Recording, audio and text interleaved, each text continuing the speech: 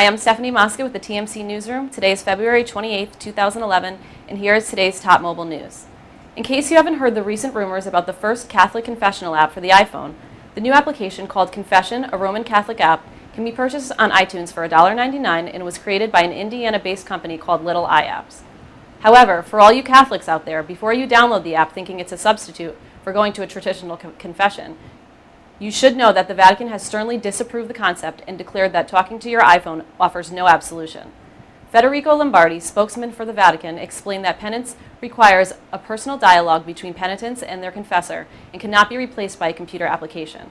The app's developer, Patrick Leanan, said the app was designed to be used in the confessional and was intended for those who frequent the sacrament and those who wish to return.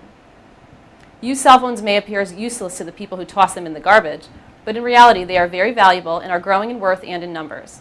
The Wall Street Journal predicts that within a few years, the refurbished cell phone market could account for 1/5 of all cell phone sales in the United States.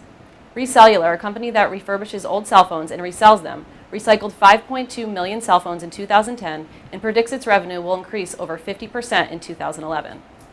According to the company, smartphones can sell for hundreds of dollars even if they are over a year old. Retailers, phone manufacturers, wireless carriers, and website operators are selling reconditioned phones and even offer consumers cash or some kind of in-store credit for their old devices. In other news, according to a recent Intel survey assessing mobile etiquette, about 28% of U.S. adults use mobile devices while walking. 9 out of 10 respondents say that they have seen people misuse mobile technology, and 75% say mobile manners are becoming worse every year. Almost all surveyed agree that they wish people practiced better etiquette when it comes to using their mobile devices in public areas. The survey noted that U.S. adults see an average of 5 mobile offenses every day.